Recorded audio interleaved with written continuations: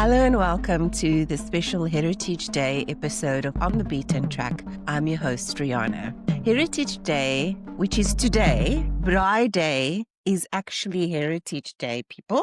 Don't mean to shock a lot of you, but that's the truth. But it was first Shaka Day, which was a holiday honoring the Zulu king Shaka. Now, if you don't know the king, you should read up. His story is fascinating. The way he became the king.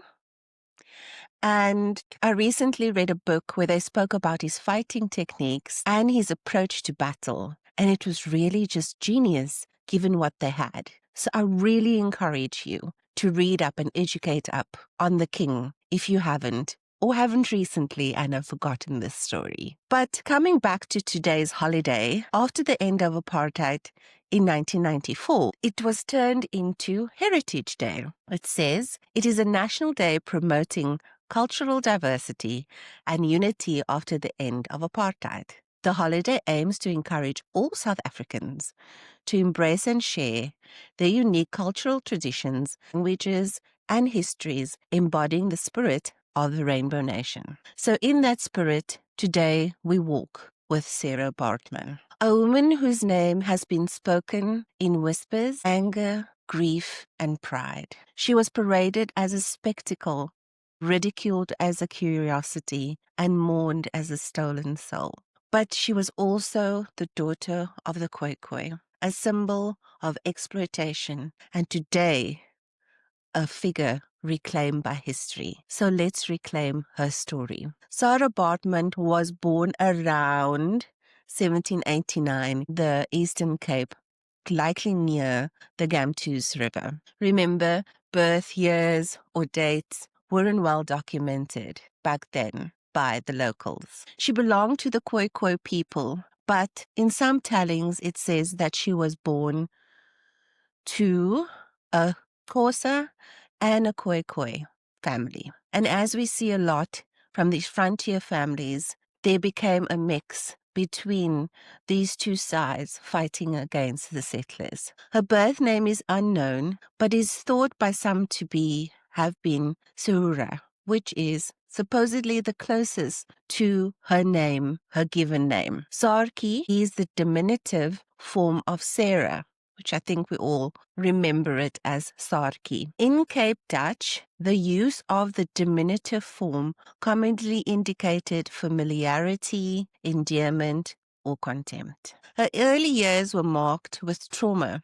There are different accounts of how she lost her parents, but I'm sticking to the SA history websites, which states her mother died when she was aged 2, and her father, who was a cattle driver, died when she reached adolescence. She went through puberty rites and kept a small tortoise-shell necklace, most likely her mother's, until her death. She was later enslaved when she was 16 years old, when her fiancé was murdered by the Dutch colonist. She was sold to Pieter Cesar, a free burgher who took her to Cape Town, where she became the domestic worker to his brother. It was through these connections that her fate took a dark turn. In exchange for cash, Hendrik Cesar began to show her at the city hospital, where surgeon Alexander Dulop worked. Dulop, who sometimes is mistakenly referred to as William Dulop, was a Scottish military surgeon in the Cape Slave Lodge, operated a side business in supplying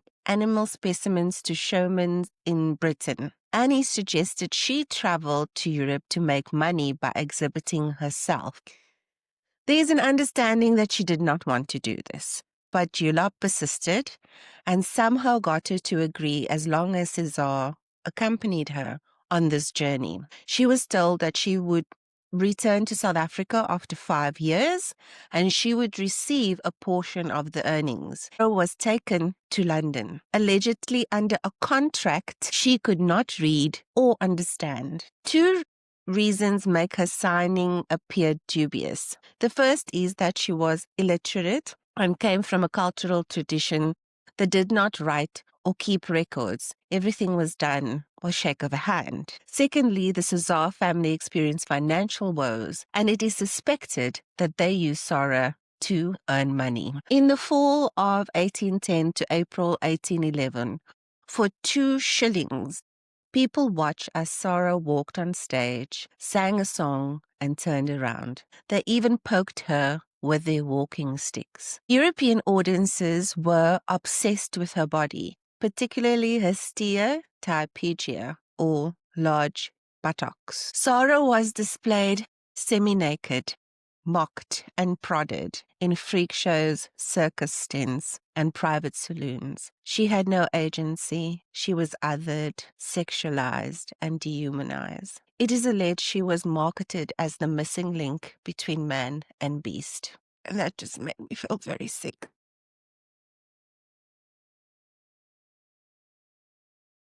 There were, however, strong objections to her inhumane treatment. With anti-slavery sentiment gaining traction in Great Britain, Dunlop and Cesar faced trial for their deeds, but were not punished. Baartman, Sara also gave testimony that she was not being mistreated, although her amended contract reflected better working conditions and a larger share of profits and warm clothing. So they clearly did this in the hopes that she wouldn't say anything. They interviewed her for 3 hours and then just let it go. After 4 years in London, in September 1814, she was transported from England to France, and upon arrival, Hendrik Cesar sold her to Roux. I don't know if I've got that guy's name right. This man showcased animals.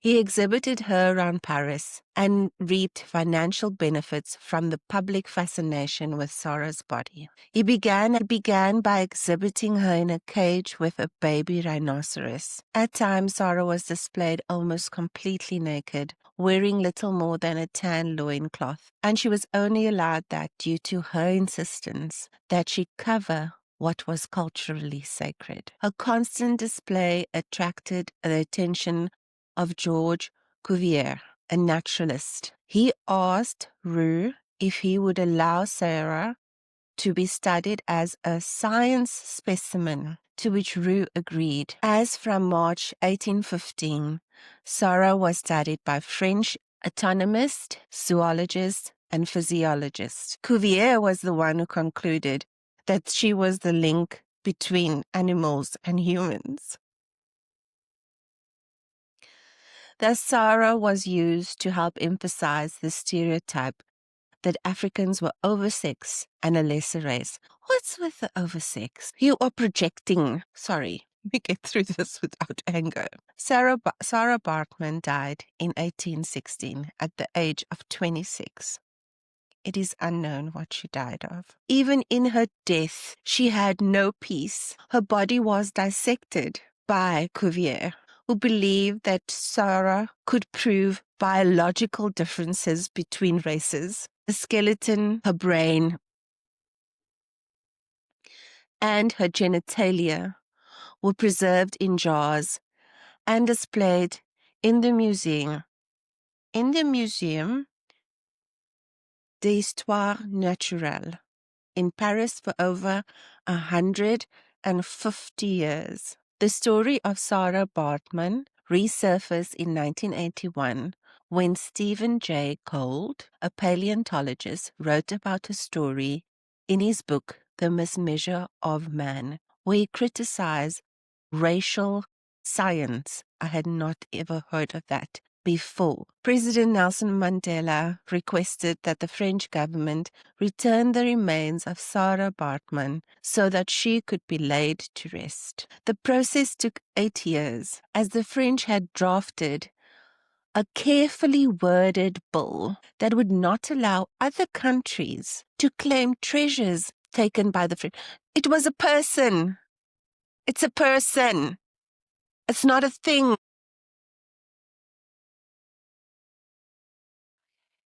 We're going to get through this. Finally, on the 6th of March, 2002, Baartman was brought back home to South Africa, where she was buried. On the 9th of August, 2002, on Women's Day in South Africa, Sara was buried in Hankie in the Eastern Cape. So why does this all matter?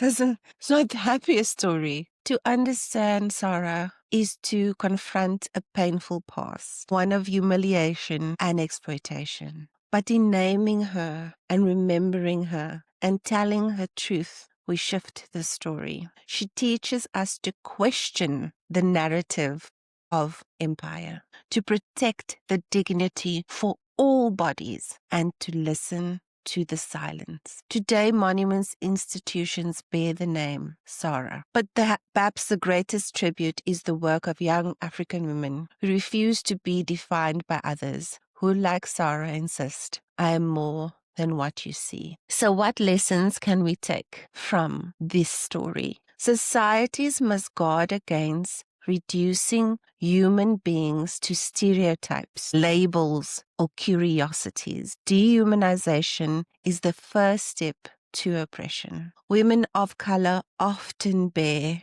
the heaviest burdens of oppression. True justice requires centering gendered experience in struggles for equality. Knowledge and science can be corrupted by prejudice. Always question whose interests knowledge serves. So important. Restoring dignity to the oppressed, even posthumously, is essential for reconciliation and collective healing. The memory of the oppressed can fuel resistance, pride, and identity formation for future generations. It's definitely connected me doing all these stories. Local injustices can have global impact and lessons. Her life warns humanity about the consequences of racism and exploitation anywhere. So the key takeaways, no culture, science, or power should strip people of their humanity. Race, gender, and class oppression are intertwined